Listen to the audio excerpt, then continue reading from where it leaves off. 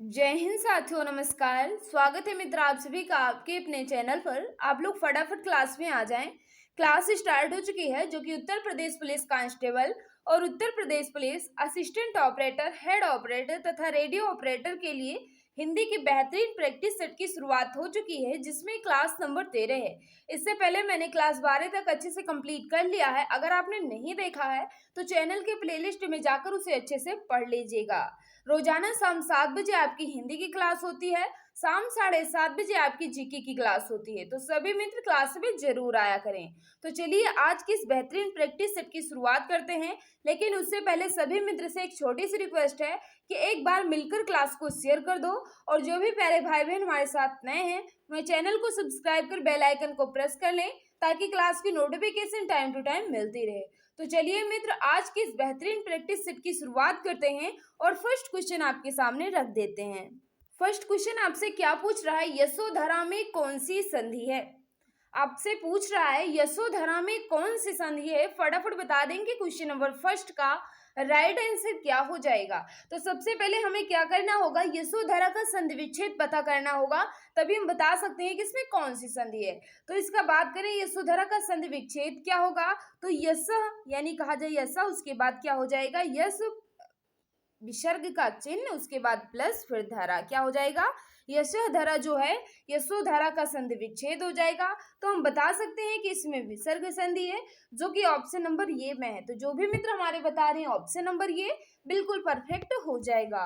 उल्लास का संधि विच्छेद है, उल्लास का संधि विच्छेद भी बताना है, और ये भी बता दीजिएगा कि उल्लास में कौन सी संधि है।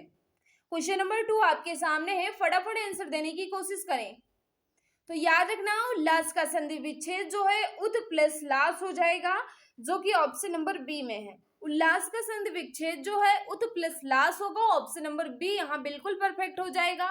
और इसमें कौन सी संधि होगी, तो हम बता सकते हैं कि इसमें व्यंजन संधि है। कौन सी संधि है मित्र, व्यंजन संधि है। इसका संधि विच्छेद तो आपके सामने है ही। नेक्स्ट आपके सामने है, असमिया भाषा का विकास किस अपभ्रंश से हुआ है। असमिया भाषा का विकास जो है ये किस अपभ्रंश से हुआ है, फटाफट बता दो मित्र, इसका राइट आंसर क्या होगा। तो याद रखना इसका जो राइट आंसर हो जाएगा मागधी अपभ्रंश से, जो कि ऑप्शन नंबर सी में है। तो जो भी भाई बहन जो भी मित्र हमारे बता रहे हैं ऑप्शन नंबर सी बिल्कुल परफेक्ट हो जाएगा। नेक्स्ट आपके सामने क्वेश्चन नंबर 4 आपसे क्या पूछ रहा है, जिन वर्णों का उच्चारण बिना अवरोध के होता है उन्हें कहते हैं। जिन वर्णों का उच्चारण जो है बिना किसी रुकावट के होता है उन्हें क्या कहा जाता है। क्वेश्चन नंबर 4 आपसे पूछ रहा है। देखो मित्र जल्दी जल्दी आंसर देने की कोशिश करो, क्योंकि टाइम वेस्ट करना बिल्कुल भी मकसद नहीं है। तो याद रखना जिन वर्णों का उच्चारण बिना किसी अवरोध के या बिना किसी रुकावट के होता है उन्हें हम स्वर कहते हैं। राइट आंसर क्या हो जाएगा, ये बिल्कुल परफेक्ट होगा। स्वर जो है बिना अवरोध के या बिना रुकावट के होता है इसका उच्चारण। तो राइट आंसर ऑप्शन नंबर ये यहाँ बिल्कुल सही हो जाएगा। नेक्स्ट आपके सामने क्वेश्चन नंबर 5, इसका राइट आंसर बताना है। क्या पूछ रहा है, निम्नलिखित में कौन सा तालव्य वर्ण नहीं है। अब आपसे पूछ रहा है कौन सा तालव्य वर्ण नहीं है, जल्दी जल्दी आंसर देने की कोशिश करें। तो बिल्कुल सही है, जो भी भाई बहन हमारे बता रही क्या पूछ रहा है मित्र, निम्नलिखित में से कौन सा तालव्य वर्ण नहीं है। तो हम कह सकते हैं कि आ जो है ये तालव्य वर्ण नहीं है। तब कौन सा है, तो याद रखना आ और अ का उच्चारण स्थान जो है ये क्या होता है, कंठ होता है। क्या होता है मित्र, कंठ होता है। तो अ का उच्चारण स्थान तालव्य नहीं है बल्कि कंठ है। याद रखना अ और आ और का वर्गी की सारी ध्वनियों का उच्चारण स्थान जो है ये क्या होता है, कंठ होता है। बात करें मित्र अगर तालव्य की, तो याद रखना ई और याद रखना क्या, चा वर्ग की सभी ध्वनियां। क्या मित्र, चा वर्ग की सभी ध्वनियां और ई यानी छोटी ई, बड़ी ई और चा वर्ग की सारी ध्वनियां। उसके बाद बात करें स और उसके बाद करें या, ये जो है मित्र क्या आते हैं, तालव्य वर्ण के अंतर्गत आते हैं। तो इसका जो राइट आंसर हो जाएगा अ, ये जो है कंठ है, तालव्य नहीं है। नेक्स्ट आपके सामने निम्नलिखित में से कौन अस्पर्श व्यंजन नहीं है। आपसे पूछ रहा है स्पर्श व्यंजन नहीं है की बात कर रहा है। ध्यान दीजिएगा क्वेश्चन नंबर 6 का बता देंगे राइट आंसर क्या होगा। कोई भी मित्र गलती नहीं करेगा, काफी ज्यादा इंपॉर्टेंट क्वेश्चन है। तो याद रखना अस्पर्श व्यंजनों की संख्या जो है ये कितनी है, 25 है। कितनी है मित्र, अस्पर्श व्यंजनों की संख्या जो है ये 25 है। का वर्ग से कहा जाए का वर्ग से पा वर्ग तक ध्वनियों को क्या कहा जाता है, स्पर्श व्यंजन कहा जाता है। तो इसमें पूछ रहा है कौन सा स्पर्श व्यंजन नहीं है, तो हम कह सकते हैं कि रा जो है ये स्पर्श व्यंजन नहीं है। क्या हो जाएगा मित्र, रा जो है स्पर्श व्यंजन नहीं है, तब ये किसके अंतर्गत आता है, तो याद रखना ये अंतस्थ व्यंजन के अंतर्गत आता है। किसके मित्र, अंतस्थ व्यंजन के अंतर्गत आता है। य र ल व, कितने मित्र, 4 वर्ण जो है ये अंतस्थ व्यंजन होते हैं, य र ल व। तो रा जो है ये स्पर्श नहीं है बल्कि अंतस्थ है। ऑप्शन नंबर डी यहाँ बिल्कुल परफेक्ट हो जाएगा। निम्नलिखित में से किस शब्द की वर्तनी शुद्ध है, किस शब्द की वर्तनी जो है ये बिल्कुल शुद्ध लिखी गई है, तो हमें साफ साफ ऑप्शन नंबर सी नजर आ रहा है कि पूज्य की वर्तनी जो है बिल्कुल परफेक्ट है। जो भी मित्र बता रहे हैं ऑप्शन नंबर सी बिल्कुल सही हो जाएगा। नेक्स्ट आपके सामने है, निम्नलिखित में से कौन सा वाक्य विराम चिन्ह प्रयोग की दृष्टि से शुद्ध है। कौन सा वाक्य जो है ये विराम चिन्ह के प्रयोग की दृष्टि से बिल्कुल सही है, फटाफट बता देंगे मित्र। इसका राइट आंसर क्या होगा, क्वेश्चन नंबर 8। तो याद रखना इसका जो राइट आंसर हो जाएगा, हम कह सकते हैं कि सुनो सुनो वह गा रही है, बिल्कुल परफेक्ट है। सुनो सुनो वह गा रही है, ऑप्शन नंबर ये यहाँ बिल्कुल परफेक्ट होगा। जो भी मित्र बता रहे हैं ऑप्शन नंबर ये बिल्कुल सही हो जाएगा। सुनो सुनो वह गा रही है, यह वाक्य जो है बिल्कुल परफेक्ट है। नेक्स्ट आपके सामने है, जिस शब्द से किसी एक वस्तु या व्यक्ति का बोध होता है उसे कहते हैं। जिस शब्द से किसी एक वस्तु या एक व्यक्ति का बोध होता है उसे कौन सी संज्ञा कहते हैं, क्वेश्चन नंबर 9 का बता देंगे। राइट आंसर क्या हो जाएगा, तो याद रखना जब किसी एक व्यक्ति या एक वस्तु का बोध होता है तो वहां व्यक्तिवाचक संज्ञा होती है। कौन सी होती है मित्र, व्यक्तिवाचक संज्ञा होती है। जब पूरे समूह की बात हो तो वहां समूहवाचक संज्ञा हो जाती है। जैसे बात करें क्या बोले, सेना बोल देते हैं, उसके बाद में क्या बोले, क्लास बोल दें, परिवार बोल दें, ये सब किसके अंतर्गत आते हैं, समूहवाचक है। जात की बात करें, जब किसी एक जाति का ही बोध करा दे, जैसे कहा जाए गाय, गाय जो है जाति है लेकिन हम कह सकते हैं गाय है, गाय तो सबको कहा जाता है तो जाति के अंतर्गत आएगी। जैसे बात करें बहुत सारे वर्ड हो सकते हैं, और भाव जो है जो फील किया जाता है उन्हें भाववाचक संज्ञा कहते हैं। जिसमें एक ही वस्तु या एक ही कहा जाए व्यक्ति या एक ही स्थान का बोध होता है वहां व्यक्तिवाचक संज्ञा होती है। Right answer option number C के साथ जाएगा। जो भी मित्र बता रहे हैं ऑप्शन नंबर सी बिल्कुल परफेक्ट होगा। नेक्स्ट क्वेश्चन आपके सामने मित्र, निम्नलिखित में पुल्लिंग स्त्रीलिंग शब्द युग्म में से कौन सा त्रुटिपूर्ण है, यानी किसमें त्रुटि है, यही आपसे पूछ रहा है। फटाफट बता देंगे क्वेश्चन नंबर 10 का राइट आंसर क्या होगा। देखो मित्र जल्दी जल्दी आंसर देने की कोशिश करो। तो बालक का बालिका बिल्कुल सही है, नायक का नायिका बिल्कुल सही है, सेवक का सेविका बिल्कुल सही है, लेकिन लेखक का लेखनी नहीं होता, लेखिका होता है, तो इसी में त्रुटि है। ऑप्शन नंबर बी यहाँ बिल्कुल परफेक्ट हो जाएगा। लेखक का लेखनी नहीं होगा बल्कि लेखक का लेखिका हो जाएगा, इसका स्त्रीलिंग, तो इसी में त्रुटि है, यानी ऑप्शन नंबर बी यहाँ बिल्कुल परफेक्ट होगा। क्वेश्चन नंबर 11 आपसे क्या पूछ रहा है, निम्नलिखित में से शाखा शब्द का सही बहुवचन रूप है। शाखा का बहुवचन क्या हो जाएगा, फटाफट बता दो मित्र। क्वेश्चन नंबर 11 का राइट आंसर क्या होगा, तो हम कह सकते हैं कि शाखा का बहुवचन जो है ये शाखाएं होता है, जो कि ऑप्शन नंबर डी में है। तो जो भी भाई बहन हमारे बता रहे हो ऑप्शन नंबर डी बिल्कुल परफेक्ट हो जाएगा। नेक्स्ट आपके सामने है, नाव जल में तैरती है, इस वाक्य में कौन सा कारक है। नाव जल में तैरती है, इस वाक्य में कौन सा कारक है, तो हम कह सकते हैं अधिकरण में पर होता है, यानी कहा जाए ऑप्शन नंबर ये यहाँ बिल्कुल परफेक्ट हो जाएगा, अधिकरण कारक हो जाएगा।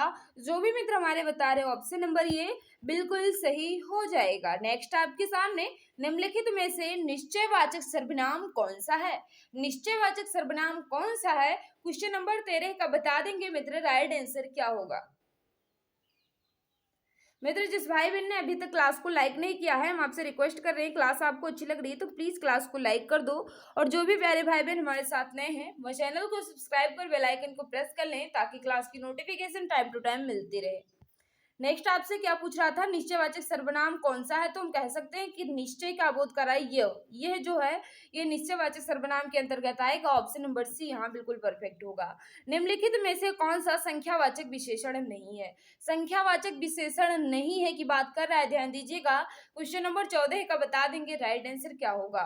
तो हम कह सकते हैं निश्चय संख्यावाचक, यानी कहा जाए संख्यावाचक पूछ रहा, सॉरी संख्यावाचक विशेषण नहीं है, तो थोड़ा जो है ये संख्यावाचक विशेषण नहीं है, तब ये कौन सा है, परिमाणवाचक विशेषण हो जाएगा। क्या हो जाएगा मित्र, परिमाणवाचक विशेषण के अंतर्गत आएगा, ये संख्यावाचक विशेषण के अंतर्गत बिल्कुल भी नहीं है। ऑप्शन नंबर डी यहाँ बिल्कुल परफेक्ट होगा। जो क्रिया संज्ञा या विशेषण से बनती है उसे क्या कहते हैं, जो क्रिया संज्ञा या विशेषण से बनती है उन्हें क्या कहा जाता है। क्वेश्चन नंबर 15 का बता दो राइट आंसर क्या होगा। तो हम कह सकते हैं कि 15 का जो राइट आंसर हो जाएगा, जो क्रिया संज्ञा या विशेषण से बनती है उन्हें नाम धातु कहा जाता है। क्या कहा जाता है मित्र, नाम धातु क्रिया कहा जाता है। ऑप्शन नंबर ये यहाँ बिल्कुल सही हो जाएगा। राम खाता होगा, इस वाक्य में कौन सा काल है, यानी ये वाक्य जो लिखा गया है ये किस काल में है, वर्तमान काल में तो है, लेकिन वर्तमान काल का कौन सा भेद है यह आपसे पूछ रहा है। क्वेश्चन नंबर 16 का बता देंगे राइट आंसर क्या होगा। तो हम कह सकते हैं राम खाता होगा, यानी संदेह की बात हो रही है, तो यहाँ क्या हो जाएगा, संदिग्ध वर्तमान, राम खाता होगा, बिल्कुल बेशक सही है। ऑप्शन नंबर बी यहाँ बिल्कुल सही हो जाएगा, संदिग्ध वर्तमान काल हो जाएगा। नेक्स्ट आपके सामने है सामान्यतः अव्यय के कितने भेद हैं, सामान्यतः अव्यय के कितने भेद हैं। तुम कह सकते हैं सामान्यतः पूछा जाएगा तो हम कहेंगे 4 हैं। कितने हैं मित्र, 4 हैं, जिसमें कहा जाए एक क्रिया विशेषण अव्यय, संबंध बोधक, और उसके बाद होता है एक समुच्चय बोधक, उसके बाद होता है मित्र विस्मयादि बोधक। ये 4 अव्यय होते हैं। ऑप्शन नंबर सी यहाँ बिल्कुल परफेक्ट होगा। निम्नलिखित में से कौन सा तत्सम शब्द है, तत्सम शब्द का चयन करना है, फटाफट बता देंगे राइट आंसर क्या हो जाएगा। तो कह सकते हैं सरोवर जो है ये तत्सम शब्द है। ऑप्शन नंबर डी यहाँ बिल्कुल सही होगा। नेक्स्ट आपके सामने क्वेश्चन नंबर 19 आपसे क्या पूछ रहा है, निम्नलिखित में से कौन सा तद्भव शब्द है। अब आपसे इसमें पूछ रहा है कौन सा तद्भव शब्द है, तो हम कह सकते हैं मुंह जो है ये तद्भव शब्द है, मुंह जो है ये तद्भव शब्द है, इसका तत्सम मुख होता है। ऑप्शन नंबर ये यहाँ बिल्कुल सही हो जाएगा। सितार किस भाषा का शब्द है, सितार जो है ये किस भाषा का शब्द है, फटाफट बता दो मित्र। क्वेश्चन नंबर 20 का राइट आंसर क्या होगा। तो हम कह सकते हैं सितार जो है ये किस भाषा का शब्द है, फारसी भाषा का शब्द है। कैसा है मित्र, फारसी भाषा का है। ऑप्शन नंबर ये यहाँ बिल्कुल परफेक्ट होगा। 21 आपसे क्या पूछ रहा है, आग बबूला किस प्रकार का शब्द है, तो बिल्कुल सही है, आग बबूला जो है यौगिक शब्द है। Right answer option number B बिल्कुल सही होगा। नेक्स्ट आपके सामने निम्नलिखित में से किस शब्द में ने उपसर्ग का प्रयोग नहीं है, ने उपसर्ग का प्रयोग नहीं हुआ है, यही आपसे पूछ रहा है क्वेश्चन नंबर 22। तो याद रखना इसमें जो है मित्र ने बिल्कुल है, निवास में बिल्कुल है, निवारण में बिल्कुल है, निराकरण में निरा उपसर्ग है, बल्कि नी नहीं है, निरा हो जाएगा यहाँ उपसर्ग, तो इसमें नी नहीं होगा। ऑप्शन नंबर डी यहाँ बिल्कुल सही होगा। जो भी मित्र बता रहे हैं ऑप्शन नंबर डी बिल्कुल सही हो जाएगा। नेक्स्ट आपके सामने संज्ञा सर्वनाम और विशेषण के अंत में लगने वाले प्रत्यय को क्या कहते हैं, संज्ञा सर्वनाम और विशेषण के अंत में लगने वाले प्रत्यय को क्या कहा जाता है। याद रखना मित्र इसका जो राइट आंसर होगा उन्हें तद्धित प्रत्यय कहते हैं। राइट आंसर ऑप्शन नंबर ये के साथ जाएगा। नेक्स्ट आपके सामने निम्नलिखित में से कौन सा विशेषण शब्द है, विशेषण की पहचान करना है। Question number 24। तो हम कह सकते हैं विशेषण कह रहा है ना, तो अग्नि जो है ये विशेषण हो जाएगा। Right answer option number D यहाँ बिल्कुल सही होगा। नेक्स्ट आपके सामने आकर्षण का विशेषण शब्द है, आकर्षण का विशेषण शब्द है question number 25।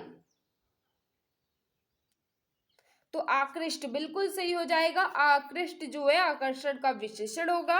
Option number B यहाँ बिल्कुल सही होगा। आमरण में कौन सा समास है, आमरण में कौन सा समास है क्वेश्चन नंबर 26। तो अव्ययी भाव हो जाएगा। अव्ययी भाव की वर्तनी जो है मित्र यहाँ शुद्ध कुछ लिखी गई है, इसको सही कर लीजिएगा या समझ लीजिए। अव्ययी भाव यहाँ हो जाएगा, अव्ययी भाव समास होता है। Right answer option number C यहाँ बिल्कुल सही होगा। नेक्स्ट आपके सामने है क्वेश्चन नंबर 27, इसका राइट आंसर बताना है। त्रिभुवन में कौन सा समास है? त्रिभुवन में कौन सा समास है, फटाफट बता देंगे। तो याद रखना 27 का जो राइट आंसर हो जाएगा द्विगु समास होगा, जिसमें पहला पद जो है ये संख्यावाची हो वहां द्विगु समास होता है, आप सभी को पता है। तो तीन भवनों का समूह, राइट आंसर ऑप्शन नंबर ये बिल्कुल सही होगा। नेक्स्ट आपके सामने है, तुम अपने कार्य में सफल रहो, तुम अपने कार्य में सफल रहो, ये किस प्रकार का वाक्य है? तो इसमें कहा जाए इच्छा व्यक्त की जा रही है तो इच्छावाचक हो जाएगा। Right answer option number D के साथ होगा, तुम अपने कार्य में सफल रहो, इसमें इच्छा व्यक्त की जाती है। ऑप्शन नंबर डी यहाँ बिल्कुल सही हो जाएगा। निम्नलिखित में से कौन सा सरल वाक्य है? 29 का जो राइट आंसर हो जाएगा, सरल वाक्य पूछ रहा है ना, तो ऑप्शन नंबर सी यहाँ बिल्कुल परफेक्ट होगा। परिश्रमी छात्र अवश्य सफल होंगे, तो यह कहा जाए ये सरल वाक्य है। ऑप्शन नंबर सी यहाँ बिल्कुल सही हो जाएगा। निम्नलिखित में से किसका प्रयोग सदा एक वचन में होता है? सदा एक वचन में होता है, तो 30 का जो राइट आंसर हो जाएगा ये तीनों, यानी प्रत्येक, किसी और कोई जो है सदा इसका प्रयोग एक वचन में ही किया जाता है। ऑप्शन नंबर डी यहाँ बिल्कुल सही होगा। नेक्स्ट आपसे पूछ रहा है, निम्नलिखित में से कौन सा वाक्य अशुद्ध है? कौन सा वाक्य अशुद्ध है यह आपसे पूछ रहा है। क्वेश्चन नंबर 31 का बता दो राइट आंसर क्या होगा। पुलिस ने डाकुओं का पीछा किया, बिल्कुल सही है। देश की वर्तमान मौजूदा हालत ठीक नहीं है, जब आपसे कह रहा है वर्तमान फिर मौजूदा कह रहा है, तो यह वाक्य जो है यह अशुद्ध हो जाएगा। इस तरह होता कि देश की वर्तमान हालत ठीक नहीं है, या आपसे कहता देश की मौजूदा हालत ठीक नहीं है, इन दोनों में से केवल एक ही वर्ड का प्रयोग किया जाता, तब यह वाक्य परफेक्ट होता, तो यही अशुद्ध हो जाएगा। बाकी तीनों जो हैं ये शुद्ध होंगे। ऑप्शन नंबर बी जो है ये अशुद्ध है। नेक्स्ट आपके सामने है क्वेश्चन नंबर 32, इसका राइट आंसर बताओ। निम्नलिखित में से कौन सा चंद्रमा का पर्यायवाची है? नहीं है, सॉरी, नहीं है की बात कर रहा है, तो बिल्कुल सही है। हिमांशु, सुधांशु और शशि, मयंक, ये सब किसके होते हैं? चंद्रमा के। लेकिन बेशर जो है चंद्रमा का बिल्कुल भी नहीं है। वासु किसका पर्यायवाची है? वासो जो है ये किसका पर्यायवाची है? तो हम कह सकते हैं ये किसका है? इंद्र का है। वासो जो है ये किसका है? इंद्र का है। तो ऑप्शन नंबर ये यहाँ बिल्कुल परफेक्ट होगा। शायद यही फिर स्कैन हो गया है, चलिए हम स्किप कर रहे हैं। नेक्स्ट आपके सामने निम्नलिखित में से खर शब्द का अर्थ है। खर का क्या अर्थ होता है? क्वेश्चन नंबर 34 का बता देंगे राइट आंसर क्या होगा। तो हम कह सकते हैं कि खर का अर्थ जो है ये दुष्ट भी होता है, गधा भी होता है, तिनका भी होता है, यानी कहा जाए तो ऑप्शन नंबर डी यहाँ बिल्कुल परफेक्ट होगा। तो जो भी मित्र बता रहे हैं ऑप्शन नंबर डी बिल्कुल सही होगा। आद्य का विलोम है, आद्य का विलोम या कहे विपरीतार्थक या विरुद्धार्थी, फटाफट बता देंगे। क्वेश्चन नंबर 35, तो हम कह सकते हैं कि 35 का जो राइट आंसर होगा अंत्य हो जाएगा। क्या? अंत्य होगा, जो कि ऑप्शन नंबर बी में है। जो भी मित्र बता रहे हैं ऑप्शन नंबर बी बिल्कुल सही होगा। चिरंतन शब्द का सही विलोम शब्द है। चिरंतन शब्द का सही विलोम शब्द क्या होगा? क्वेश्चन नंबर 36 का बताना है राइट आंसर। तो हम कह सकते हैं कि नाश्वर होता है, जो कि ऑप्शन नंबर ये में है। तो जो भी मित्र हमारे बता रहे हैं ऑप्शन नंबर ये बिल्कुल सही हो जाएगा। नेक्स्ट है, बस मित्र केवल 36 ही क्वेश्चन थे। एक क्वेश्चन शायद कहीं स्किप हो गया, नीचे था, स्कैन नहीं हुआ होगा, शायद उसके ऑप्शन अलग थे और उसके क्वेश्चन अलग थे, इसलिए मैंने उसको स्कैन नहीं किया। केवल ये जो है योगा पुलिस प्रैक्टिस सेट है, इसमें केवल 37 क्वेश्चन थे, जिसमें मैंने 36 को स्कैन कर लिया है। एक शायद ऑप्शन अलग दिया था दूसरे पेज में और क्वेश्चन जो है दूसरे पेज में था, इसलिए मैंने उसका स्कैन नहीं किया। चलिए 36 क्वेश्चन में आपका स्कोर कितना रहा कमेंट बॉक्स में जरूर बताना, और आज की क्लास जो आपको कैसी लगी जरूर बताया करो मित्र, क्योंकि आपके फीडबैक का मुझे इंतजार रहता है। क्योंकि आप लोग जब तक बताते नहीं कि आपको क्लास कैसी लगती है, तब तक लगता है जैसे मैंने कुछ अच्छा नहीं पढ़ाया, या बच्चों को समझ में नहीं आया, या मेरा प्रैक्टिस सेट समझ में आता ही नहीं है। तो प्लीज़ फीडबैक दिया करो, कहा जाए अच्छा लग रहा है तो अच्छा बता दिया करो, नहीं अच्छा लग रहा है तो भी बता दिया करो। और जो भी भाई बहन हमारे साथ नए हैं, चैनल को सब्सक्राइब कर बेल आइकन को प्रेस कर लें, ताकि क्लास की नोटिफिकेशन टाइम टू टाइम मिलती रहे। मित्र, इसकी पीडीएफ कहाँ मिलेगी? तो इसकी पीडीएफ हमारे टेलीग्राम चैनल या हमारे व्हाट्सएप ग्रुप से आपको इसकी पीडीएफ मिल जाएगी। टेलीग्राम चैनल का नेम क्या है? तो वही जो अपने प्यारा से चैनल का नेम है, exam Guruji by Arvind sir. यही आपको टेलीग्राम पर सर्च कर लेना है और ज्वाइन हो जाना है, वहीं आपको इसकी पीडीएफ दे दी जाएगी। तो जो भी मित्र नए हैं, चैनल को सब्सक्राइब कर लें। 7 बजे आपकी हिंदी की क्लास होती है, 7:30 बजे आपकी जीके की क्लास होती है, तो सभी मित्र क्लास में जरूर आया करें। तो मित्र, आज की क्लास में बस इतना ही। सभी लोग खुश रहो, सभी मुस्कुराते रहो। जय हिंद, जय भारत, वंदे मातरम।